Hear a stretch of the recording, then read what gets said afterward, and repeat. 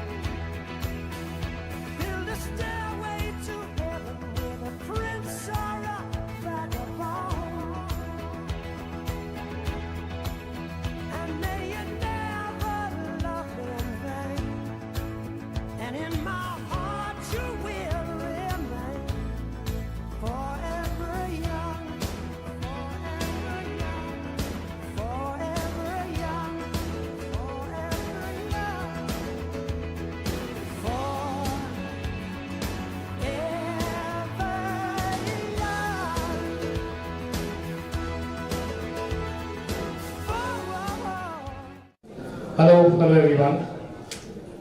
Thank you for coming for what we are calling a celebration of my Appa's life. The way he lived, he was always very clear that he didn't want us to mourn his loss if and when he went, and he'd always want us to remember the good times and celebrate the life that he lived. So that's what we are here to do today. Thank you everyone who's here in person. Thank you for the folks joining on the live stream as well. I know this is a bit of the news came as a bit of a shock for a lot of people who were in touch with Appa, but also probably weren't aware of his deteriorating health condition over the past year and a half. But that's just the type of person he was. He wanted to carry on living life, never wanted any sympathy from anyone. He wanted to continue doing the things that he loved doing, which was traveling, meeting friends from college, meeting friends from school, meeting friends from his professional circle, which he did a lot of over the last year and a half. And we are eternally grateful for that he was able to do that. He had 5 holiday trips last year within India and outside India. But he also had 3 hospital visits in between all of those to be able to recuperate from one trip and prep him for the next. And very few people actually knew about any of that, and that's how he wanted it to be. And the last hospitalization that he had this Tuesday was unfortunately the one that is the reason we are here for today. So while it is definitely a bit of a it is a sad moment. We are grieving, but at the same time, we also want him to be remembered the way he would like to be remembered, which is what this photo collage is all about, and which is what today's gathering is also all about. We are going to be talking about. We requested a bunch of folks from different phases of his life, from family, from cousins, from his college days, from his professional circle, to come and speak about him. And hopefully it gives everyone over here a good idea of the kind of person that he was and how he'd like to be remembered. I am here to talk to you about the kind of father that he was. A doting father would be an understatement. Srikanth and I, he ensured that we had a good, privileged upbringing, ensured the best of education for us, right from school to college to post-graduation. My father always said that he used to look up to his father because my grandfather moved from a village in South India to Bombay with the intent of coming to become a doctor, but he was the eldest in his family and had to start working from day one, and he never got the chance to become a graduate, but he ensured that he provided enough for his children to become graduates and live a better life than he did. And my father did the same for us. Progressively, every generation, on the back of strong education, good values, has benefited from the hard work of our previous generation, and we are eternally grateful for that. He was always there for us during key milestones, key moments in our student life, in our school life, except for Srikanth's PTA meetings, when he would conveniently find a work trip because he knew Srikanth's PTA meetings would never be the best. So he would let my mom deal with that. But apart from that, he was always there for everything that we needed him for, in spite of having a fairly busy work schedule. He inculcated in us the value of hard work, a great professional work ethic, something that we saw him do upfront, working without expecting any rewards, very graciously letting a lot of others take the credit for your hard work, which is what he did for us also. We are who we are today because of him, and he never really took any credit for that. He was very clear about how he wanted, he was very, very objective in the way he looked at how life would be for us post him moving on.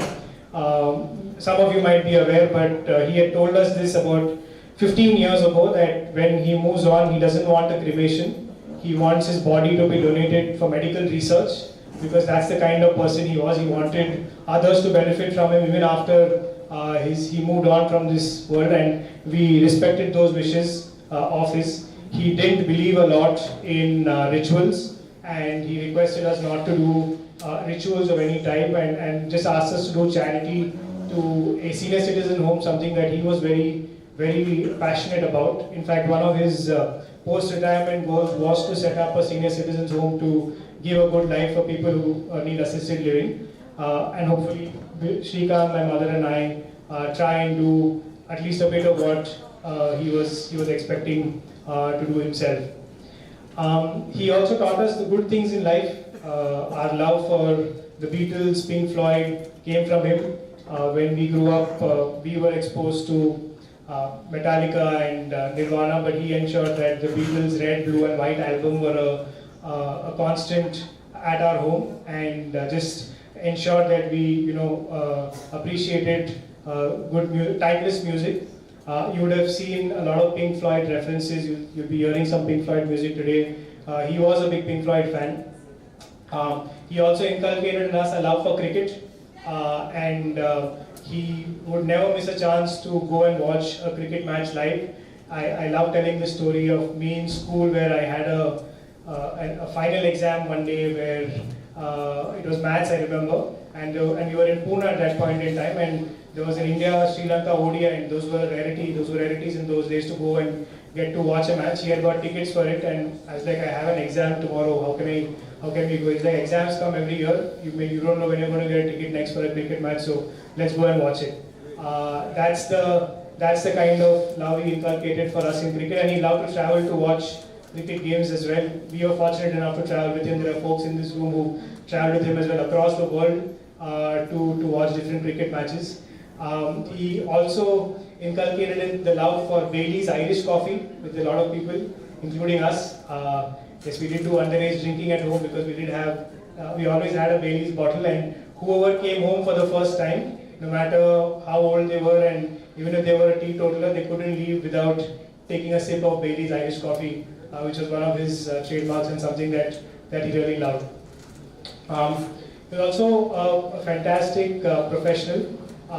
And we've learned a lot from him in terms of how to build your career, and he was a metallurgical engineer but ended up building a career in finance. By his own admission, on his first day in ICICI Bank, he didn't know that in a balance sheet the assets and liabilities are supposed to match, and when he did, he asked his boss, so what? And then from there, he went on to become a subject matter expert in corporate finance, debt restructuring, and building organizations of different scale with his core competence in finance. And we took a lot of inspiration from that for him. A great piece of advice he gave both of us when we were growing up is it's important to see how people treat you after you leave a perceived position of power, because that's a true mark of how good a human being you've been. And just looking at the number of people in this room today, and especially the folks from his professional circles, people who we met someone who worked with him in his first job on the shop floor at Bharat Gears in 1979, has also come to be here today, and folks who he's interacted with over his stints at ICICI and ILFS to different points, and just the outpouring of messages that we've got from him have proven to us that he lived by that credo, and it's something that hopefully we aspire to live up to as well. He also was a very silent giver. We didn't know a lot of these things because he never told it to us, but we got to know through different people later on in our life, where all our domestic help, who worked at our house, their kids' education was always sponsored by him over and above the salary that they were paid. He ensured that no matter how many kids they had, they were, their school and college education was taken care of. 3 of our support system who've been with us for multiple years, he actually bought them houses in Bombay to ensure that they have a pakka roof over their heads, and he didn't tell us any of this. We just got to know this through conversations with them at different parts in our life, and that was just how he was, right? He would do something silently and would never ask for credit or tom about it, and that's something that we are immensely proud of for him. And we hope to live that life also, and live those values as we try to move on in life. He also was, while education was a big part of his life's mantra for success, and it's a bit of a contradiction to one of his favorite Pink Floyd songs, which is "We Don't Need No Education," but he ensured that Srikanth and I got the best education, and even though he emphasized on education, he also let us pursue career paths that were not necessarily conventional, the kind of career choices that we made. And Srikanth even worked with an MLA whose political ideologies were 180 degrees apart from my dad, but he was completely supportive of Srikanth working there and getting all those learnings. Not once did he ever question why Srikanth is doing that, even though the political ideologies were so different. And to have, I think, that level of objectivity is something that we hope to take a lot away from him. I'd like to end on what hopefully also sets the tone for this gathering. My dad had a very good sense of humor. It was a very diverse sense of humor, ranging from cerebral one-liners which took a while to understand, to jokes about flatulence in family groups as well. So he covered the entire spectrum that way, and it's something that a lot of people remember him by. Towards the later part of his life, he took up to writing limericks. He self-anointed himself Ravi the Kavi, where any birthday in a family group or a friend's group, he would write a 20-line limerick about the person and their life and their special qualities and why we need to be celebrating them. And so much so that in certain groups on a birthday when he hasn't sent a message by noon, people are asking, hey, where's my limerick, right? That's the kind of impact he had on people's lives, and just the value of having a very solid friend circle, community, family, professional circle, and I think that's testament to the number of people we are seeing here today. We had estimated a certain number of people coming in mind, but obviously we underestimated the kind of impact Appa had on people's lives. But I'm glad everyone is here to celebrate that with him. What we will do is we have a short audio visual lined up over here, which shows the different phases of his life. This will play for about 3 to 4 minutes, and then after that we'll start requesting people from different phases of his life to come up and speak about their favorite memories. And the intent is just like how we would want it to be, a celebration of his life. Yes, we are grieving, yes, there might be tears, but we would want all of us to leave this gathering with nothing but happy memories about the kind of impact that he had on our lives. So on that note, I'll request Sanya to please start this.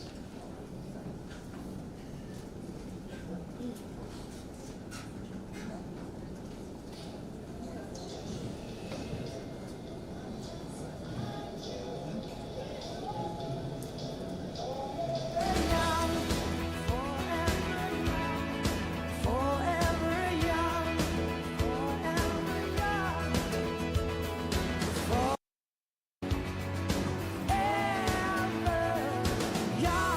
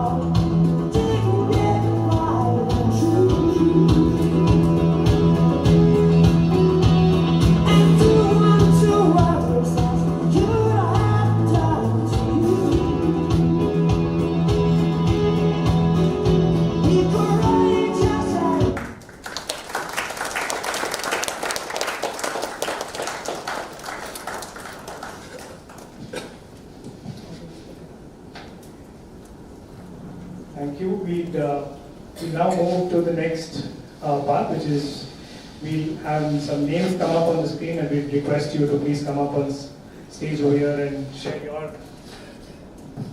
your favorite memories with Appa.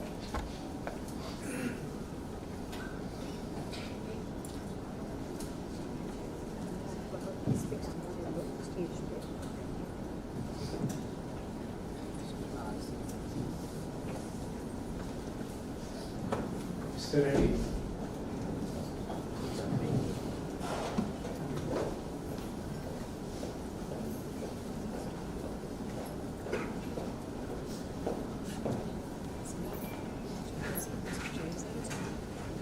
Thank you, sir. Raman lived his life full. Since otherwise, how will you explain a man who planned and organized and went about 5 vacations, including foreign ones, in between 3 hospitalizations? How will you explain the man who was actually planning a trip before he was actually forced to go to hospital to get admitted? And he was attending a board meeting a week before, and counseling an young colleague a couple of weeks before. All this without rest of the world other than his family knowing that he was not doing well. That was Ravi. Always full of life. You know, me, my wife Savita here, and we know Ravi, Shamala, and the rest of the family almost 20 years now. We are more like a family and less of colleagues. I came on deputation from the government to RNFS to build the public-private partnership model for industrial parks. And as you know, IAS officers are good at giving speeches and talking from the headlines, but without knowing the basics. It was actually Ravi who taught me the basics of the finance. Me and Ravi, we were like co-founders of a startup called Cluster Development Initiative within RNFS group, which went on building about 100 industrial clusters, generating almost 500,000 jobs. In fact, most of the colleagues who are associated with that, they are here today. Not many would know Ravi's contribution to what we call today Skill India, and it was Ravi, me, my colleagues who built the entire model in 2005 and 6 before this government even conceptualized Skill India. That was its sort of forerunner. And he was eventual consensus builder, you know. And as textile industrial parks, cluster development initiative when we were building, and we had to deal with Bahubalis of Bihar to sophisticated good gentlemen of Coimbatore textile industry, to Sholapur and Ichal Karanjis of small weavers. And with the government, with the banks, with the MIDC kind of people, because you have to build an industrial park, you need to be working with. And the man to go was Ravi. He was eventual consensus builder. And that's the reason why after retirement, almost 7-8 years now, and we continue to take his services and guidance. From clusters, CDI, to he went on to build skill development model, then to assessment company, then an NGO, then even last week, that's what I was saying, was attending the board meeting along with my other colleagues, Mr. K. Kayyar is here, of Employee Benefit Trust. So for everything, anything within the organization, Raman was the person to go. And it was a fantastic kind of stuff. I don't know, Shamla, how much you know, Raman was very, very popular with the women of our you know, and it was Raman sir. For anything, everything, Raman sir. And some of those colleagues are here, they will testify to that. And never that mischievous smile, that half smile. Only time he would stop smiling was when he's upset. You know, when he's upset, that smile goes away. Not even one word under extreme provocation, Ravi would talk about anyone. I've never seen him in this 20 years talking ill about anybody. If there's anything, always sympathy, support. He was eventual planner. Any offsites that we do, looking at this, maybe he must have planned even this also. And that is the kind of planner. And everything in offsites when we do, like the kind of presentation was showing, he would show, he would organize quizzes, everything till the last detail. full of empathy, very humane, very, very supportive. And we'll all miss, and God has been kind to him, and Shamala and Ravi brought up the kids very, very well, brilliant, excellent kids. And since God has been kind, I think he must be planning some trip for God's also home. After the gods become free after the hectic schedule at Ayodhya tomorrow, they'll all require some vacation. Ravi must be planning there. As you said, Siddharth, so much more than the morning, I think it is all remembering, and he will continue to live in our memories. And while all of us, it was a sort of shock because, as I said, it was part of family. Many of us, it was real shock when we came to know. Me and KK, we were remembering saying that just not possible. How is it possible? He was there last week. But as they say, you have really no destiny. We're all in the queue. It's a question of time. He lived his life full. He planned it well. He went off well. Probably we should celebrate. And we're all here, Shamla, Siddharth, Sanya, and Srikant, Amma Vijaya Auntie. We're all here for you. We are part of your family. Please do count on support. Thank you very much.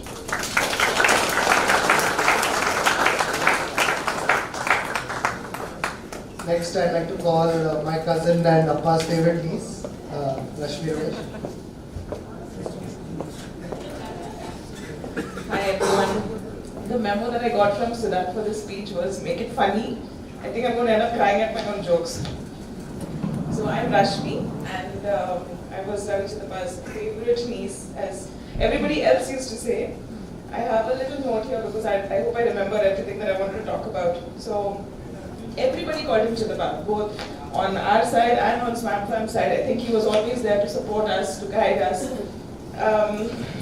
My father and his brother Ravi, they share a very special bond, and they were just 1 year apart from each other. So they were like two peas in a pod. Wherever we would go, we would always hear Ravi Ramesh, Ravi Ramesh. So it was as if like they were one person, always. So there are a lot of stories that I wanted to share from the time that they were kids. One is that there's a funny story about how my father was made to repeat a year in school when I think he was in senior KG or something, because they would both study together. So the joke is that my grandparents wanted to save money so that they wouldn't have to buy textbooks, so that they could just share the same textbook and they would continue to study together.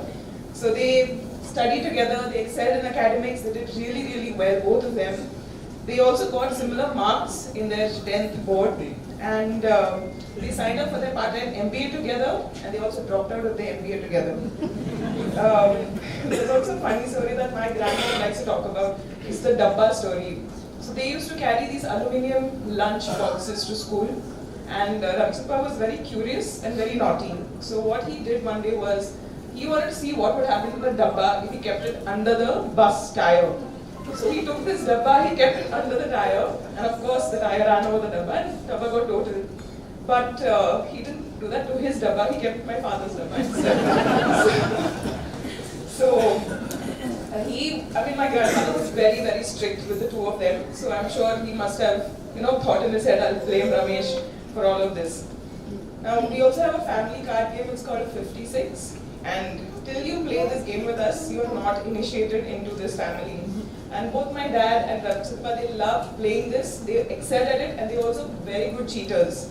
So there's a story that our aunt Sundari Chitti, she talks about. She had just gotten married, she's just gotten into the family, and they taught her to play the game. So she was sitting and she was playing, and they were just winning all the time, all the hands they kept winning. So she was wondering, why are these boys winning it all the time? Because I'm playing well. Then she realized that she was sitting behind a mirror, in front of a mirror, so they could see her cards, so they knew exactly what cards to play.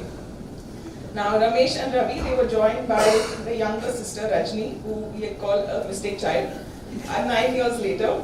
And though she was the apple of my grandfather's eye, I think her brothers, they were like her guardians who protected her.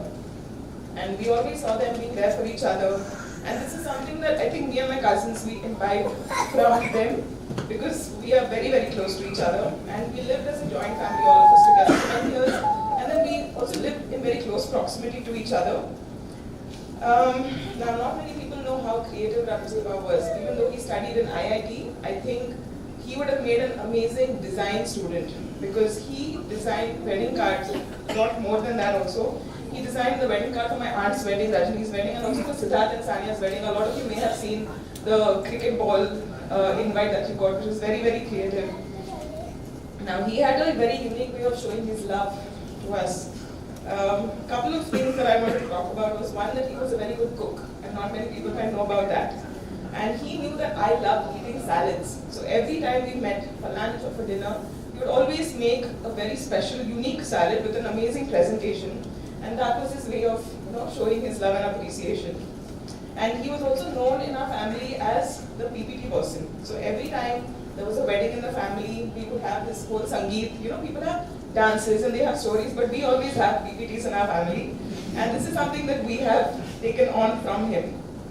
So the PPTs were also, they always had these photos spiraling, going round and round and coming onto the screen. So we started making fun of him for that. Something that I would never forget is how he made a PPT for my 30th birthday. I don't know any uncle who's done that for their aunt or for their niece. And the reason you see a PPT today as well is because that's Anya Shrikant. We all wanted to keep his memory alive of continuing this tradition. So yeah, that's about it. Thank you all for coming here, and thank Ravi for enriching us with his life. And we have this tradition in our family of eating Moruku Tattai. Those of you who are South Indian will know.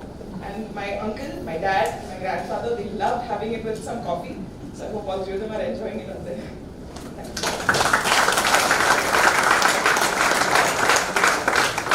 Thank you, Rashmi. And now I'd like to call Murli uncle to share some stories from Appa's Godrej Day. So for the folks who don't know, Appa grew up in Godrej Colony, where he had a very active social life, and I'm sure there are many, many anecdotes from him. Thank you, Shrikant. I'm Murli, and I think this piece of paper is to make sure that I complete in 5 minutes.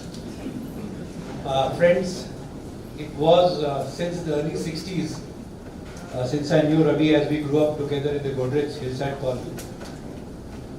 It was a life bundled together for all activities. Together to school in the bus, at school, evenings with cricket, table tennis, Bal Vihar classes, Chinmaya Mission used to run those classes. And then the cycle repeated with masti, more masti, and then serious masti. Like fastest finger first, none could beat him to read the newspaper headlines, and he was the first to announce it. In fact, I recollect one of the best scrapbooks that Ravi had made by cutting out news items from the Times of India. There are a lot of stories, but I think I have picked up a few which may be of interest and also very at the top of my mind. The year 1971, 3 youngsters, Ravi, Ramesh and Murli, getting up at 4 a.m. in the morning, clad in lungi, off to learn physics and mathematics from Jairam uncle. Jairam uncle had a penchant for teaching at early in the morning at 4 o'clock.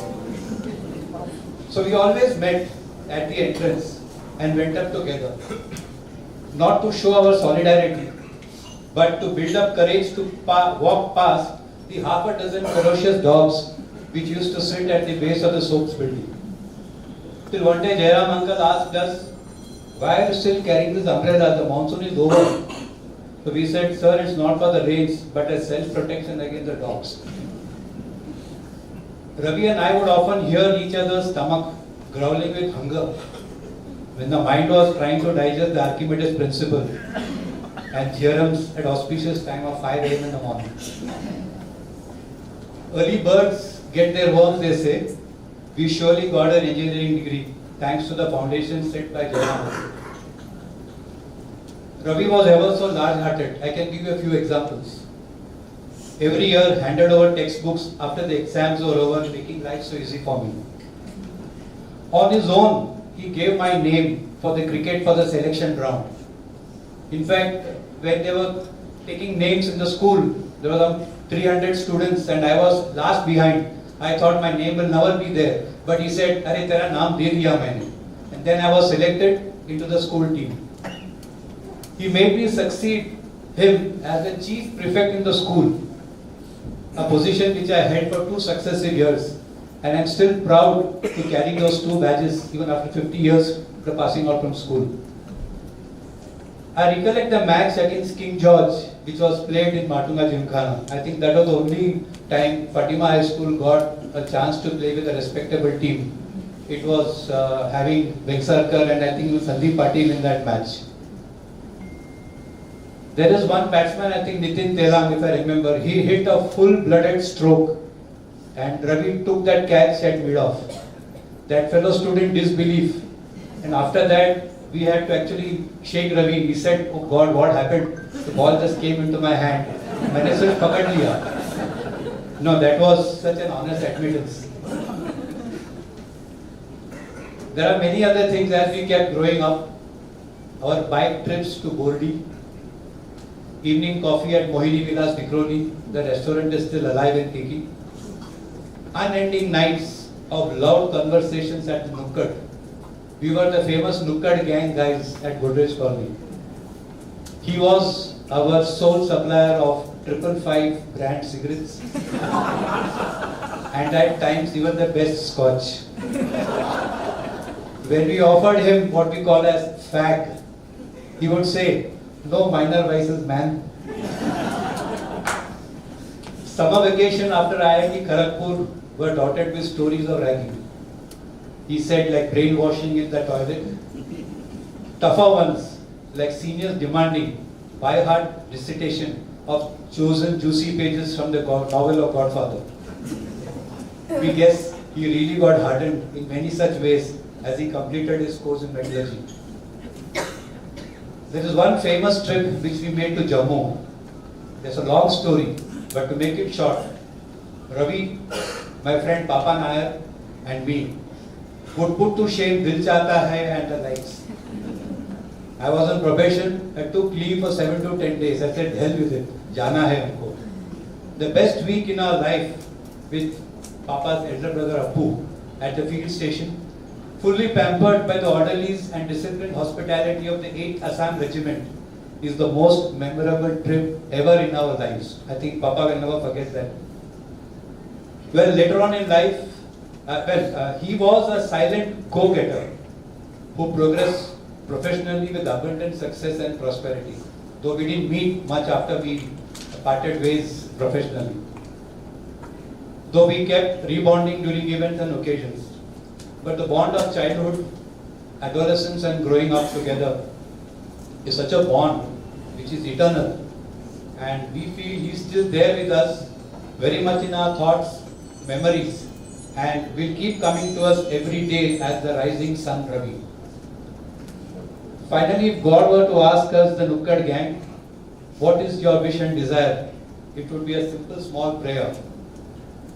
Give us some sunshine, give us some rain, give us another chance. With Ravi, we want to grow up once again. Om Shanti.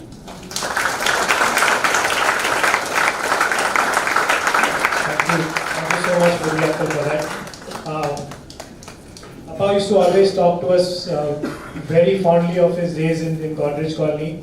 And after that, he went to pursue his engineering at IIT Kharagpur. So the next set of people who we request to speak are from those days.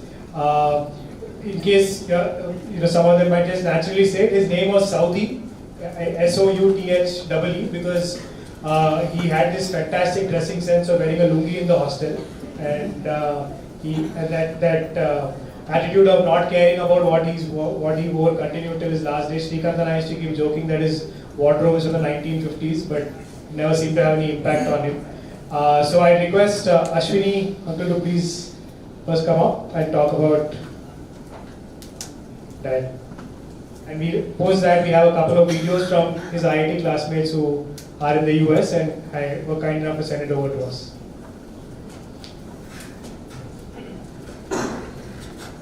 "50 years have gone by since we met in IIT Kharagpur. There are many people from those days over here. It is true, Ravi was called Saudi over there. There were hundreds of South Indians in Kharagpur, including myself. But there was only one Saudi, I don't know why. It is not because of the lungi, by the way. because he was not allowed to be worn outside your room in the industry. It was just Saudi. Possibly some uniqueness in his mind, his personality came through from those days. Kharagpur were very trying times, as all of us, many of us here know. It was the time when they grew from from boys to men and came to know really what life is all about, in a manner of speaking. So that was Ravi, and 50 years have gone by so quickly, it seems. And then I was continued to be in touch with him. I was here in Bombay. We used to meet on and off. For old friends, perhaps, between meetings, the number of years which have gone by doesn't seem to matter at all. You meet once, you meet after 8 years or 5 years, and it's just the same thing all over again. So that was how times went by. We used to meet on and off. And always, every time we met, this sense of humor would come through. That was possibly one of the most enduring, let's say, qualities of the man.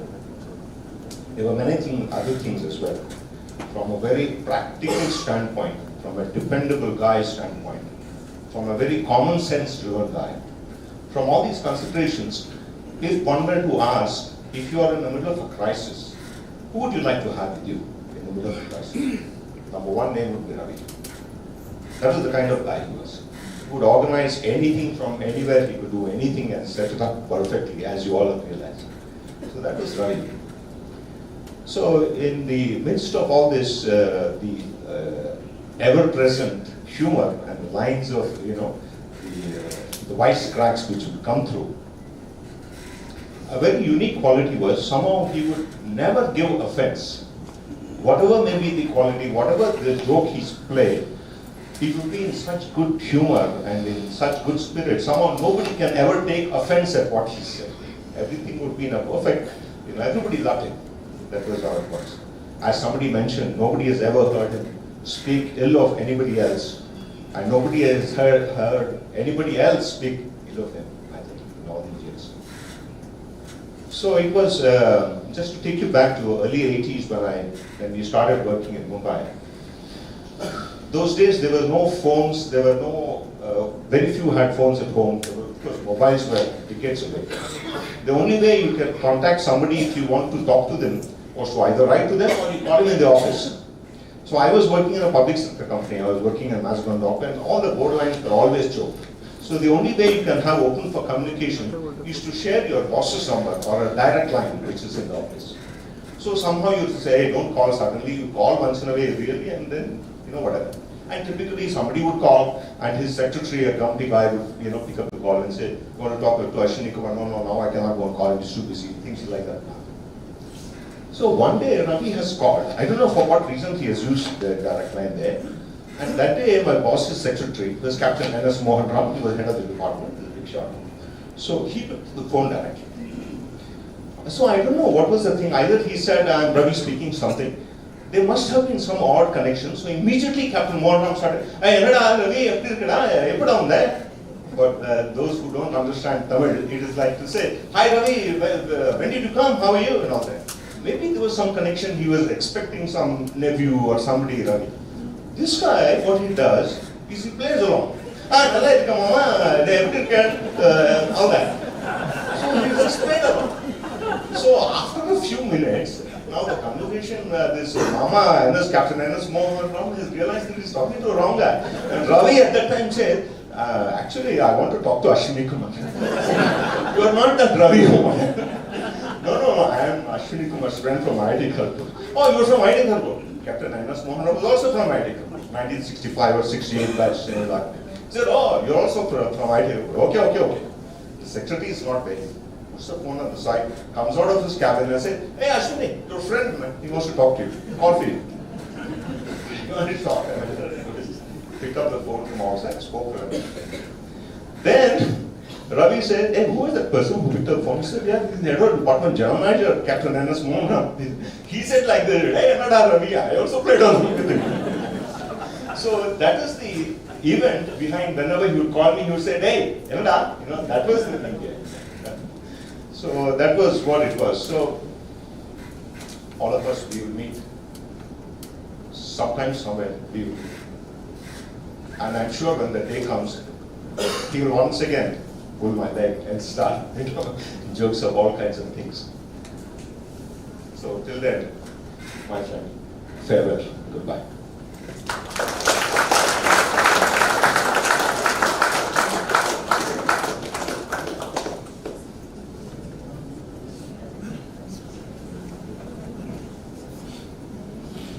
We have a couple of videos that will play now of his classmates from the US.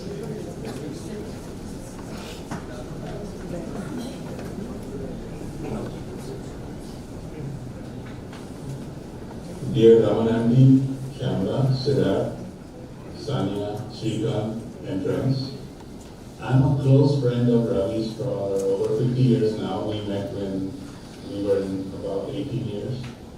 When I heard the news on Wednesday, the world is stopped. Ravi was the glue that held together a bunch of friends for the last few years. Still trying to accept it. Sorry, I have to refer to my notes. There's so many memories come flooding back. Right from the start when our parents saw us off on a train station from Mumbai to Kharagpur. We didn't know what to expect, and our parents were especially worried about ragging in those days. Of course, ragging started as soon as the train started. But looking around the train platform that day, I was thrilled to see Ravi because he was somewhat familiar, having gone to the same school as my sister. So that's how we connected. And since then, I don't have any memory from those days that doesn't include Ravi. All I have is this kitchery of memories because although IIT was a big place, we, Ravi, myself, and 10 other friends, we lived in a bubble 7 by 24 hours a day.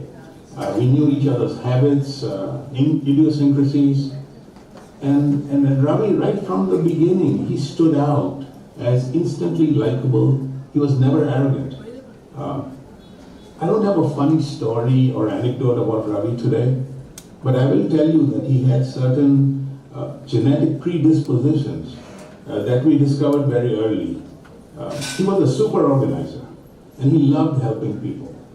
I bet those of you who met him later in life recognize this. But we saw it very early on.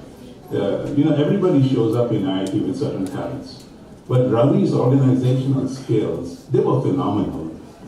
Especially when we had to have an event, you have a dozen people with a dozen opinions. We would call Saudi, and he would turn on all his diplomatic skills to ensure that it was a success. But I do have a short episode that could interest Siddharth and Shrikant about your dad. In our final year in IIT, many of our friends were applying to go to the US colleges. But your dad, another close friend of ours, Siddharth, you may know him, Subodh Raje, and myself, we decided we would start a business. The idea was that Saudi, your dad, would be in charge of operations. Uncle Raje would be doing the manufacturing, and I would be the sales guy. Of course, we didn't have a clue about what the company was going to do, but we gave it a name. It was called DRS for each of our initials. And we got blessings from our mothers, and then we brainstormed ideas. Well, nowadays, of course, you have VCs and you have startup funding and so on, but in those days, none of that really existed. So that really didn't go anywhere. But over the years, we did refer to it and talk about it quite wistfully. So Saudi, I know I speak for so many of us.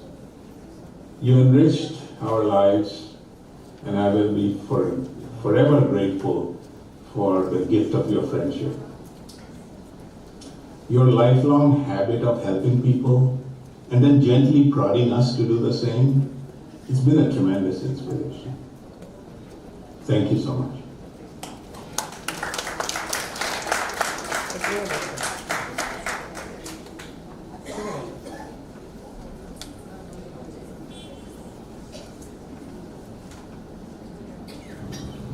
This is not at all what I was planning to do at this point in time and at this point in my life. But here we all are, still trying to reconcile with the reality of the moment. I am Snehal Patel. I have known Ravi for 50 years since we met at IIT. And I've never felt much more closer to him and Shyamla as I've done over the past 7 years. Ravi connected not only through his own efforts, but he ensured lasting bonds between families. I fondly recall the time Siddharth spent with us in Bangalore and in Houston, bonding with our children. And Shyamla stopping by Kathmandu to meet Rama's family, his wife Sudha and daughter Nirama, taken for hiking trips. That's the essence of Ravi's relationships, bonding to a level which was hard to break. He also was my window into IIT friends in Mumbai and elsewhere who I could not meet. He and Shyamla would graciously host some of them at his home. And after the event, he would send us a picture of all the faces and ask us to guess who they were. And of course, he got it wrong. And he would gleefully be Mr. Know-it-all and chastise us for not knowing the faces. That was Ravi. He had the biggest heart of anyone I knew, overflowing with kindness and compassion. I'm sure Rama's family, Sudha and Nirama, can attest to it, and many others can too. But I also got to work with Ravi very closely over the past few years as we helped and coached Nirama with her education and career. And that's when I found out the trick to him being this nice guy. There were times where we gave tough messages to Nirama. We would chat beforehand on how to convey the message. He would say, why don't you be the bad cop, I'll be the good cop. And yes, we played the role, and guess what? In the end, Nirama would say, Ravi uncle is better than you. So he always came across as the good guy and knew how to do it. Ravi, thank you for making sure that the group of us from IIT met every few years. We meticulously planned the trips, attended every Zoom call, had video recordings and memories you created that you shared with us all the time. And back in the old days, you lent me a typewriter which helped me write my IIT thesis. You let me borrow inland letters from the stack you had on your desk as you were a prolific writer, for writing the story of our bike trip to Darjeeling, and for the smiling face you always had, and most of all for being the selfless person you have been. Shyamla, thank you so much for sharing Ravi with us. While he'll be missed, his presence will stay with us forever. Farewell, my friend. We'll miss you.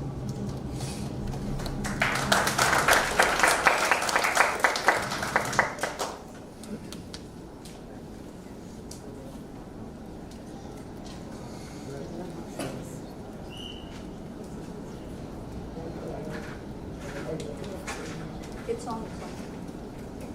Just to quickly introduce the next video. So a lot of you might or might not know that my parents' families were actually family friends before they got married. So my father was very familiar with my mother's family before he actually married into the family, and after the wedding, my daddy became a very, very integral part of what we call the Swaminathan family, which is my mom's family. We call it the short form for it is Swam Fam. So my father has played a very integral role in the weddings and many other family events, putting together presentations just like this, and also not just that, but also playing a very integral part in my cousin's upbringing as well. So a small video from our cousin in the US, her name is Nandita, my mom's eldest sister's daughter. Thank you.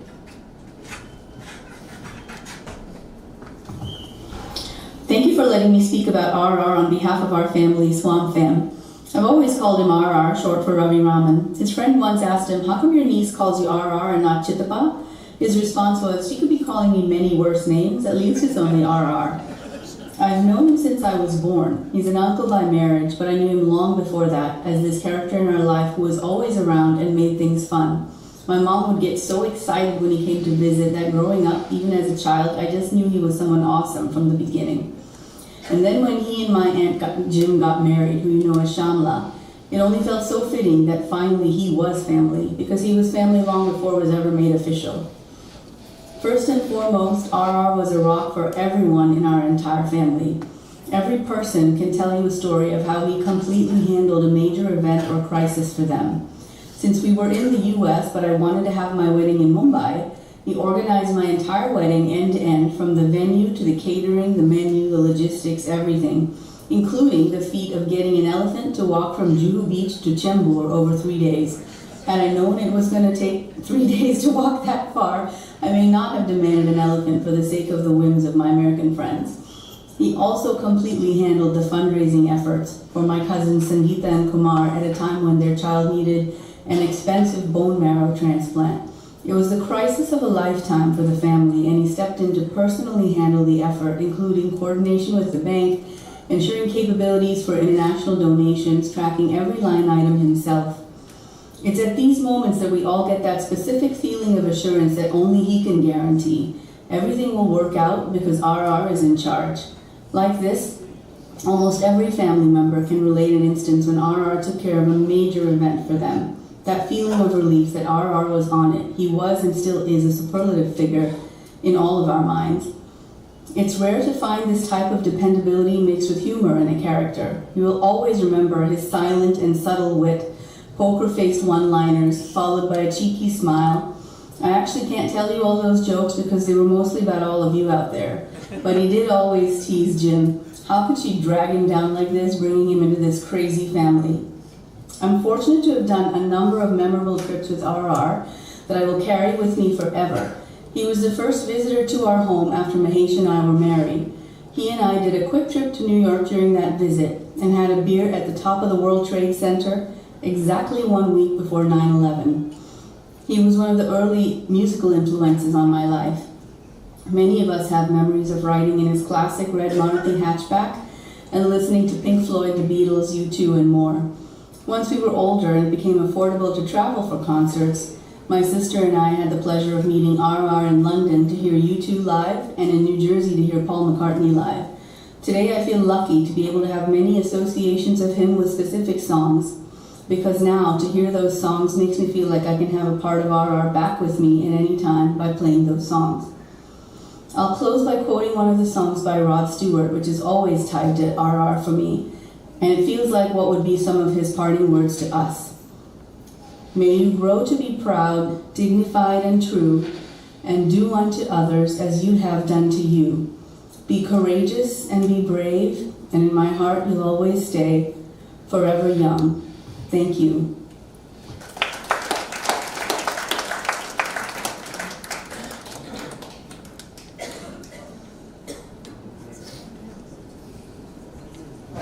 So next up is a very special person, especially for my father.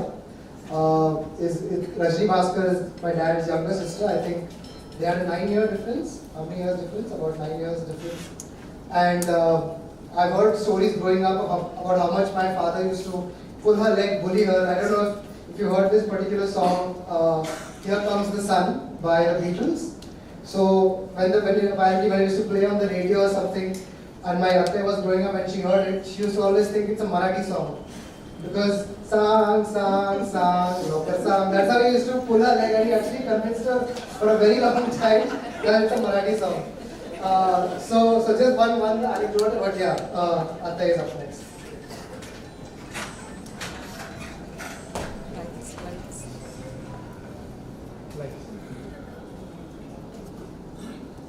For those who don't know me, I'm Ravi's sister, Rajni.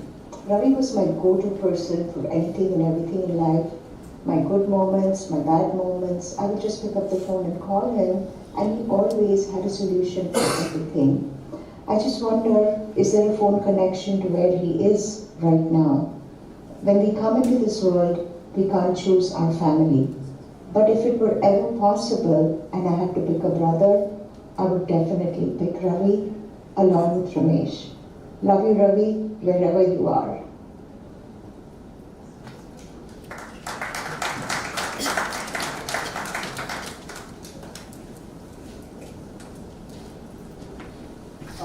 Next I'd like to call my father's first cousin, Vidya Chitti.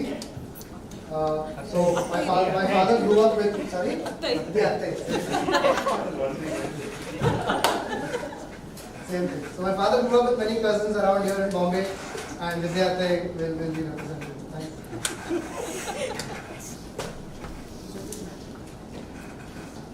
Family and friends, we are gathered to celebrate the life of my dear brother, and what better way can it be than share a few fond memories. You know, Ramesh, Ravi and I go way back to childhood days when we were a trio of mischief mongers. The soft and quieter Ramesh was the mastermind, while Ravi was the director and I played the actor. Those were the days when Sri Varahapuram Street in Kaltakut echoed with the sound of laughter at our ancestral home. The huge Ramaswamy clan had a wedding, a thread ceremony or a mundan almost every year, where all the cousins from 8 families landed up during the summer vacations. We city dwellers basked in the glory of our Madhurvani party, who was literally the queen bee in the village. We got away with all the pranks we played because of the strength of the family matriarch.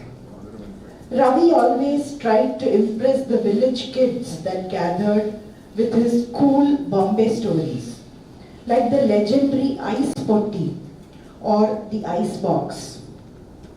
I can never forget the day when he tried to explain the curious, innocent audience about the wonders of our refrigerator that could magically freeze water.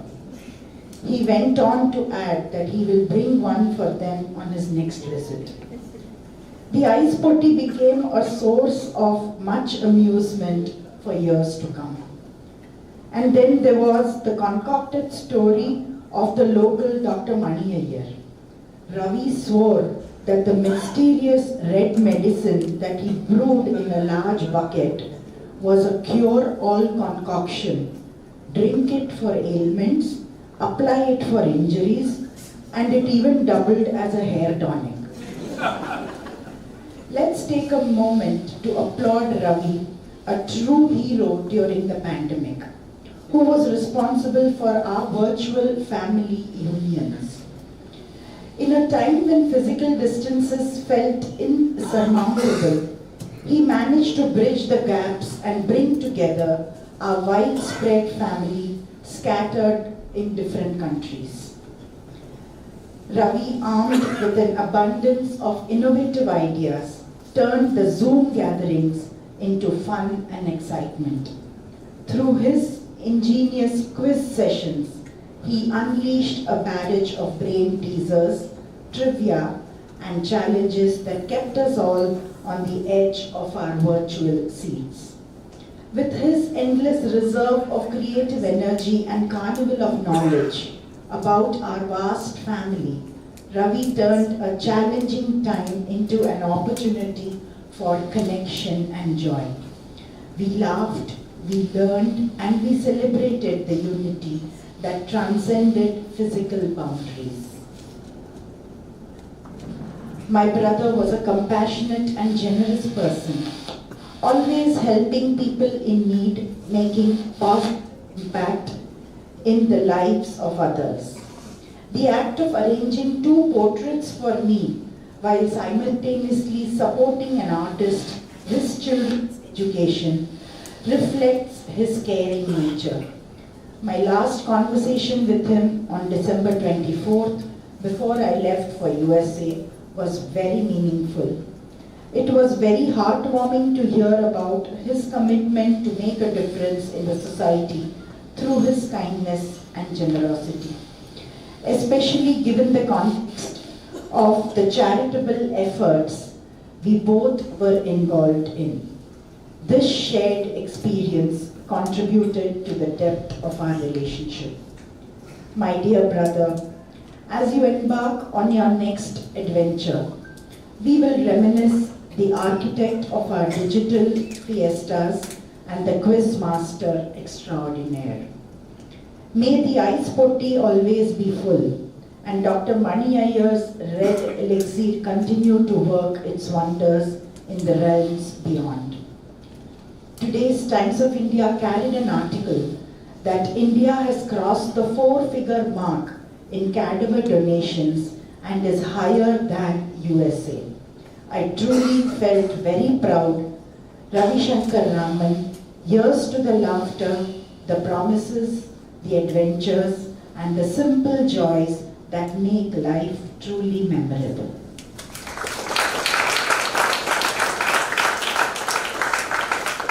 Thank you, Vidya Attai.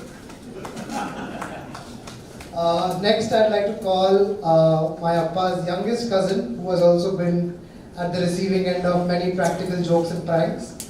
Ramya, would you like to come?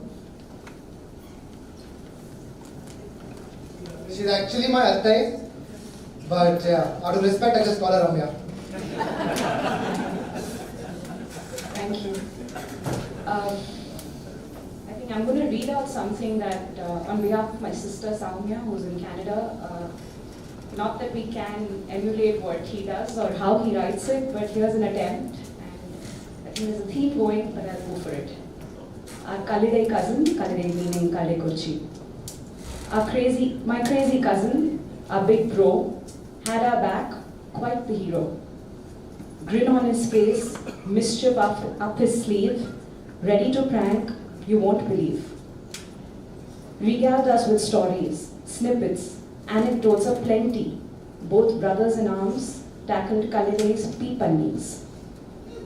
The Chota Don of Thane, dressed in comfy lungi, creating a crossword for fam jams while sipping on hot coffee. Engineer, banker, fearless leader, Kharagpur, Koregaon and in between. Cricket cheerleader, globetrotter, hero collection meant to be seen. Poetry and writing exposed his funny bone, knack of articulating, trademark ingenious tone. Loved his slide deck, captions and all, sharing entertaining memories that enthralled. Jack of famed 56, a classic household favorite. Always broke the rules, he'd withhold trade secrets. Generous, gracious host, diligently coordinated tableware, thoughtfully crafted menus, showing how he cared. Independence Day special, easily the most memorable. Tricolor food and fare just seemed inseparable. Gags and jokes filled most conversation, cheeky and stinky ones, fave for every occasion. Rounded up the clan, gamified those lockdown blues, quizzing us on trivia, we swear, time flew. Feels like yesterday, he gently reminded us all, this G.I. Joe to his gym wasn't just another brick on the wall. Helping hand in heart, silent actions that spoke louder than words to every fam and folk. Medic students in the house, let's spill in beans. Here comes the original doc of gasology. Listen up, please. Make way for this flag bearer, raise a toast or two. He poured me my first Baileys. Ravi, we so love and miss you. Thank you.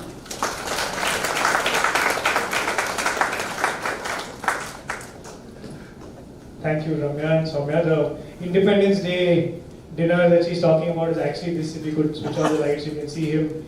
He had specially curated a tricolor meal with tricolor salads, tricolor rice, and the flag also planted over there for us to celebrate Independence Day. Next, we'll take a slight break from family and get one more person from his professional career. Prashant Joshi, who Appa worked closely with in ICICI. Request you to please come on stage. Could we turn on the lights, please?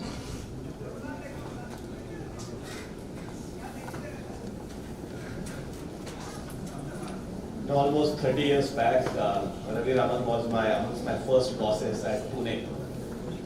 In today's day and age, we would have called that a startup, because ICICI went on to set up his first office in Pune and actually deputed Raman to set it up. And when I started working for him, it was like a breath of fresh air.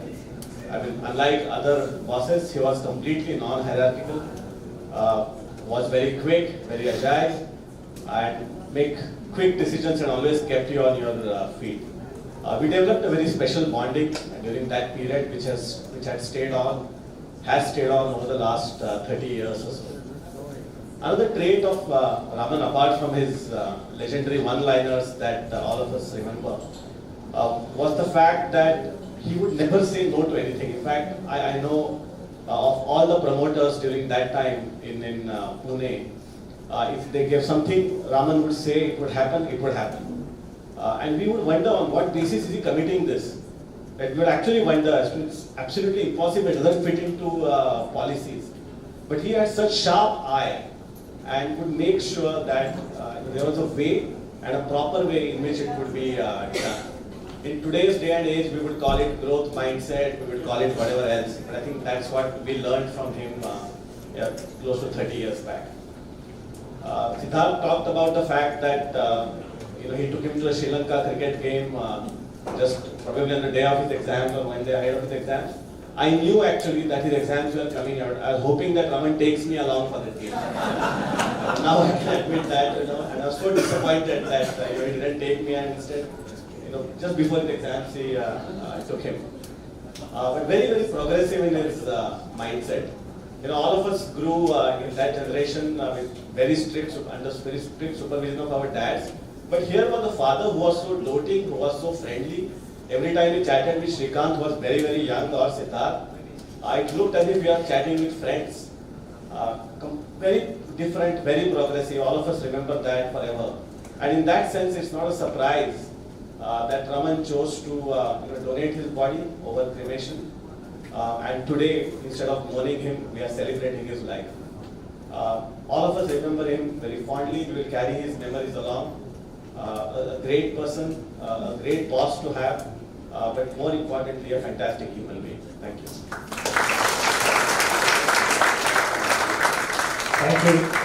Thank you so much, Prashant Nakkal. I'm sorry you couldn't attend that match.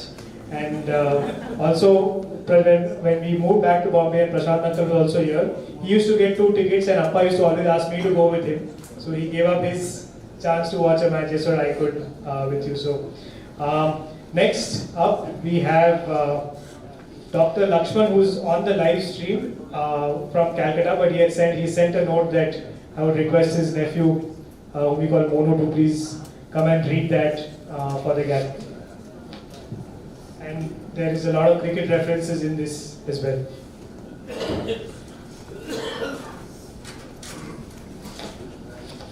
So this note is by my uncle, Erika. My little sister's husband, but more like brother to me. Whenever we met, which unfortunately was very rare, he used to talk about various topics with great depth. Cricket was also a mutually favorite topic for both of us. Once when he was in Kolkata for IIT reunion, there was a test match between England and India at the Eden Garden. He wanted to soak in the atmosphere of the Eden. He just mentioned it in one of our conversations. It was a great honor for me to host him and my little sister in the VIP enclosure and enjoy one session of test match cricket together. There are so many memories. He made me the captain of the Grooms cricket team at Indore. He was one of the umpires. Memories flood. Me, on behalf of the Nathan family, pray to God that his Atman hath attained moksha. And also, a side note which my uncle also mentioned is about his dedication to medical science by donating his body. So, here's a note.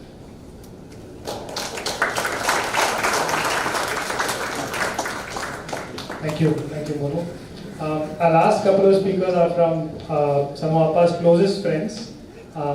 In 1999, we moved to this forest called Thane in a society called Vasant Vihar, where people used to wonder why people are buying houses here. But that was the start of a very enriching and long friendship with multiple different families. Today we are requesting 2 such people to please talk about that. So first I request Jaggi Uncle, Vijay Rao, but Jaggi Uncle to all of us to please share his favorite memories with them.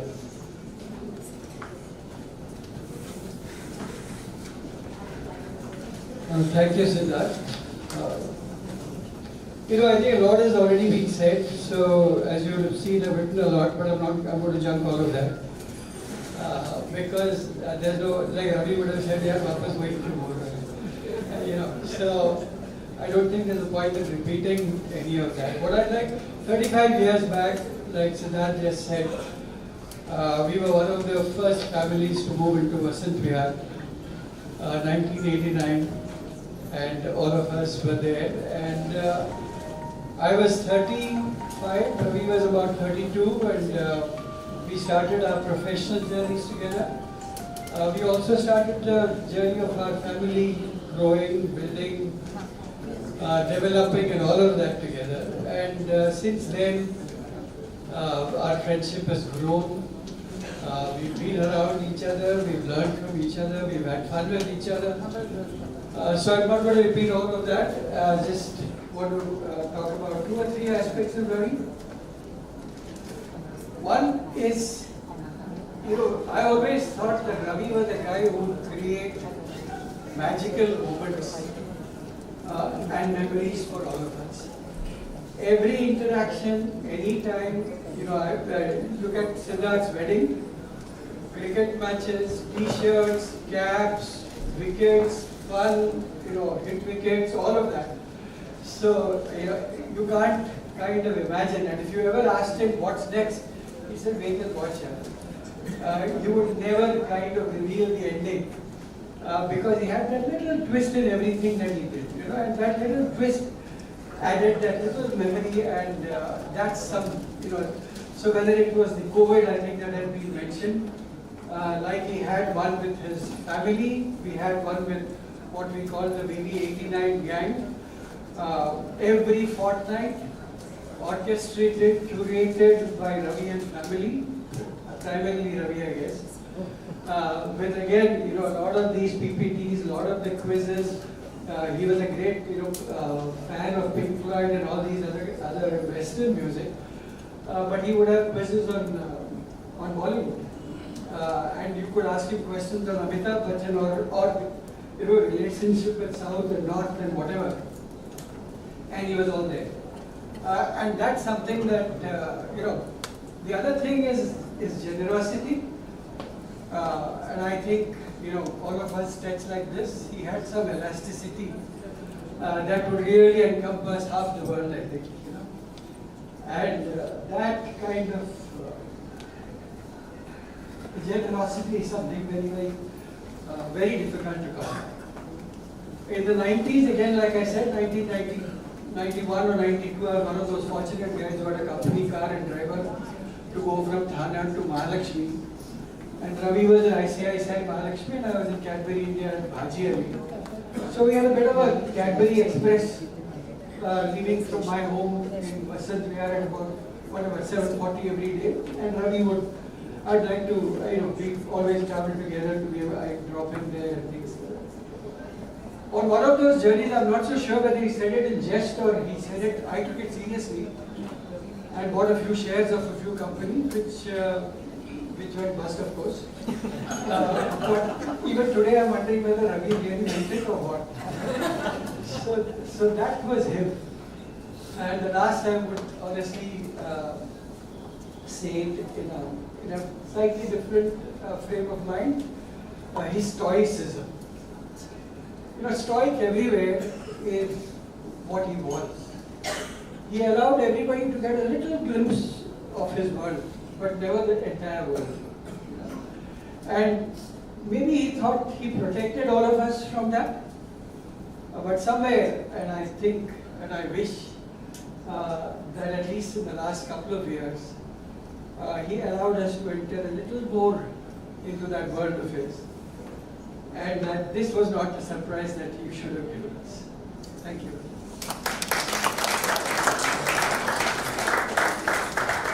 Thank you so much, Ravi. And he was definitely speaking in jest because he never invested in shares. Never told us also to. The only shares he ever took were the companies he worked in because he knew he had some skin in the game. Our last speaker, very appropriately, is one of Appa's best friends, Dr. Kumar, who's our family doctor, but more than that, a family friend. He's also, within a couple of days, done a little painting of Appa, the way he'd like to be remembered as well. And we have a brief vote of thanks from my brother Shrikant after this, and there's also snacks, tea, coffee at the back after this as well. So, Dr. Kumar, go ahead. Hello, dear friends. It's really difficult to speak, but even then, after listening to all of you, my respect or whatever the image of Ravi has increased 1,000 folds, million folds, you can say. It's really great. I know him same when I came to Vasant Vihar in 1990, know him for the last 34 years. We saw Vasant Vihar grow like anything, started the association, Vasant Vihar Cultural Association, for which he was the president, and he alone will find out contributors to make a Ganpati function and cultural activities in the whole. He was very generous, and some of the points made by Siddharth and others, that he was a very helpful nature to all the persons involved. To illustrate that fact, one of his colleagues, IIT colleague from Nepal, died. And the whole IIT campus, they collected money, resources from everyone, and they started helping him, went to the family members, helped them in everything. And second, his driver, he was a driver to most of the people coming here. When they come to airport, he used to come and collect us also. His driver also had HIV. Even after knowing that he was HIV, he was scientifically correct in not terminating it. He gave him all the help to have a house. Even after the death of that person, he looked up to the children, got them job, got them everything. Even after the person died, no longer in service. He is such a great man. He is a man for crisis. You have got any crisis, you go to him. He will tell what to do and he will help you out 99.9% of the time. In fact, for all my computer, not medical problem, computer problem, even my mobile problems, or even my transport logistics, if I tell him, it is done. He will come and help me. He is the one who is a very good teacher also. He is the one who taught me how to make a video of a PPT presentation. Which I have used to interest my friends in conveying the birthday wishes. Even Vijaya, I think your 60th birthday, I sent you a very good video. Yeah? So, and second, the third is my morning walking partner. When I had to walk some 100 kilometers in memory of my father's 100th centenary, he was the one who used to give me practice. He used to go walk 6 to 8 kilometers a day. And even after when he was not well, this time, morning 6:10, I used to get a call. Doctor, are ready? Then he used to go for a walk. Even the 25 minutes walk of a half a kilometer, he used to stop, panting, and take rest for some time. He used to say, Ravi, you are not improving. You do something, you change doctor, consult someone else. So unfortunately, he had a disease which that doesn't have a very correct full treatment properly. He influenced. He is so optimistic in his life. Someone said he's optimistic. Even if India were 5 down for 30, he will say India is going to get. He was in this optimism in his life also. Even I was told when he was brought straight from the airport that you are not fit to travel, you have to go back to the hospital. He's telling his son, do all the refund and book it for tomorrow. This is what I was told and told. So, and unfortunately I had to go on a visit for the last 15 days. I was to come on 17th. So last walk we had was on 2nd.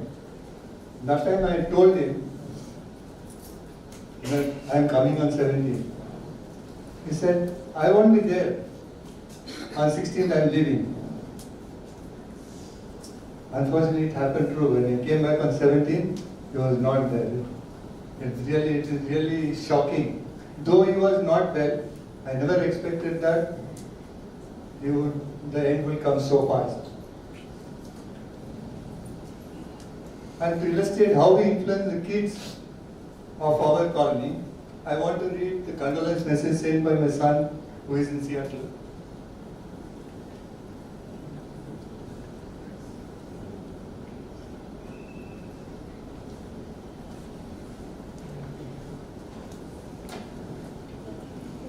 deeply shocked and saddened to hear the news. Our thoughts and prayers are with you, Shamla, Auntie Siddharth, Srikant, and Mommy during this incredibly tough time. Ravi Raman uncle played a monumental role in my childhood, serving as a glue that brought together not only the community of BV but also our BV89 group. Thanks to him, we are fortunate to experience a childhood filled with joyful memories, healthy competition, personal development, and the nurturing of great friendships. The strong bonds formed during these years have only deepened over time. During the challenging period of COVID, Uncle's dedicated efforts to bring us together allowed us to reconnect with the gang and relive the cherished memories of our youth. The time and effort he invested in maintaining our social.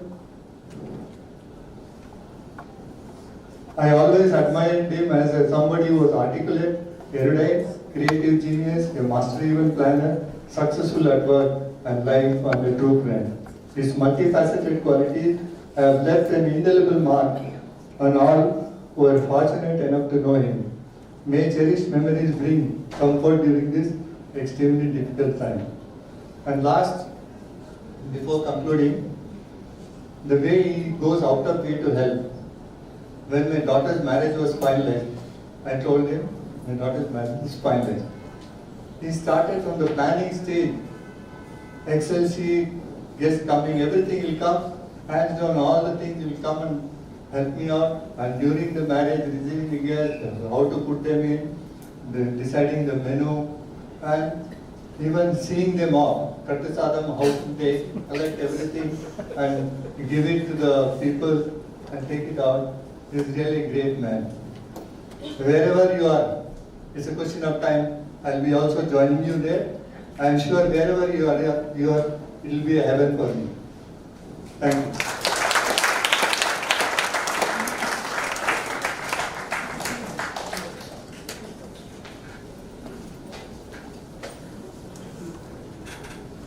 Sorry for coming back again. I just wanted to, hopefully, I want to first of all, check, and I'm sure you've seen a lot of Ravi in Siddharth and in Srikant. Their cheekiness, even when they're on stage here on such an occasion, and Shamla sitting there with all her grace. What I wanted to say was to first thank Shamla, Siddharth, and Srikant for giving us this little opportunity to talk about our dear friend. And to also, I'm so happy and glad that look at Srikant and look at Siddharth and look at the way they really honored their father today. I don't think honestly that there could have been a better way of celebrating Ravi's life than the way they have done it. They've imbibed a lot of his values, and God bless, and Ravi, wherever you are, we miss you terribly, but we know that your benign hand is all over us. And from somewhere there, like Kumar just said, I'm sure you're sitting with your cards on the table, that 56 out there, and saying, Aja Ravi. Thank you.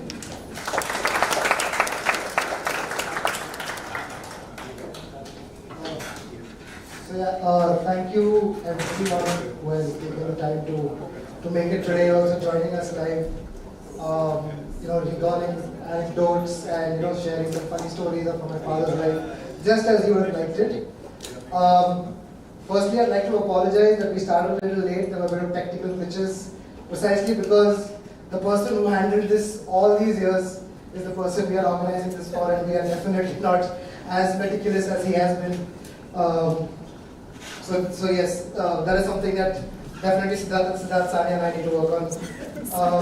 But apart from that, I just wanted to say that lots has been spoken about my father, and a lot of people used to say that my father is so quiet, he doesn't talk much. But one thing that really stood out about him was that he was extremely genuine, and if he was genuinely not interested in you, he would not talk to you.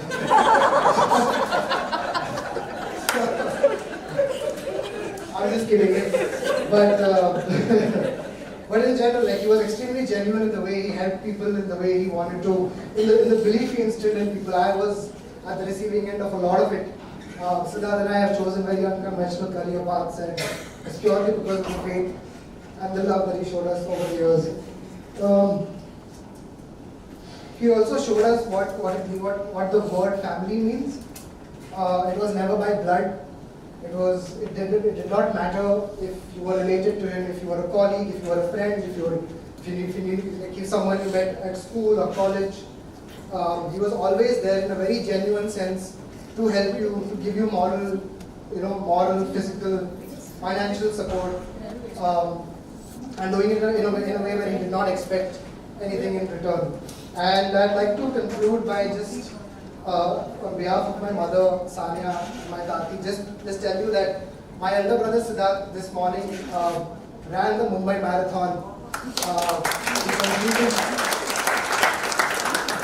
He completed the full marathon, 42 kilometers, in 5 hours and 39 minutes. And there is nothing that would make my father more proud than what he did today. And of course, it goes without saying that. So at the end of the race, you get 2 medals. One is a finisher's medal, and the other is an inspiration medal.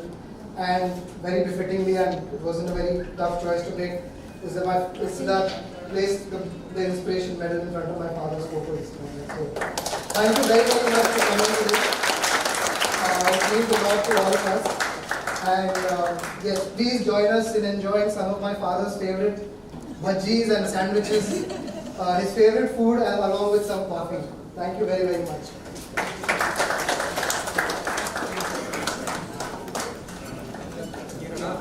So, sorry, this is the speaker that we had planned for, but folks who would like to come and share some of their anecdotes, share some stories, or share their memories with Appa, please feel free to come in. Thank you.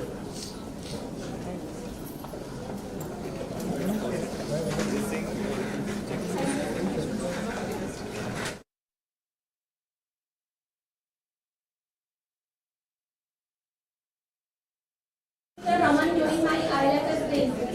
It did not work directly on common projects, but in many ways he inspired my life. Some of his qualities that I would like to mention in 2 events that I would like to share here.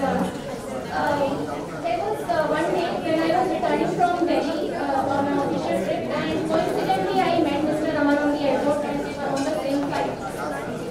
The flight got delayed too much. Like after 12 we landed here, and it was about 1:30 in the night that we reached home. And next day morning, like 2 of us were competitors in reaching office the earliest. So I was sure that today I am going to be the first one. And I was very sleepy and feeling very lazy and dull because slept very less. And when I reached office, it was already there. So that day I asked him, sir, what is the secret of your energy you have to tell me today? But he did not share it with me, he shared just a smile. There is one more incident that I would like to share. Our company organized a running event, small running event in Bandakula complex. I run for fun. So I participated. I mean, I was not invented. My friends were telling me, come on, participate. But I have been very lazy since my childhood. Did not even run for 100 meters ever. And catch was my least favorite game I ever played in my childhood. So I was saying, no. And Mr. Raman said, why no? You should participate. This is our own event. And I said, okay, so I participated. And the day I was running, and almost halfway through, I was about to give up. I said, like, no longer. I'm enough done with this. And Mr. Raman was just dropping by. When the category started, he was coming and he said, what happened? You can't stop. Keep running. And I kept running. At the finish line, I found that I was the second one to win the trophy in my category. That is the first, and there is only one trophy that I won in a running category, and that is Mr. Raman. Thank you.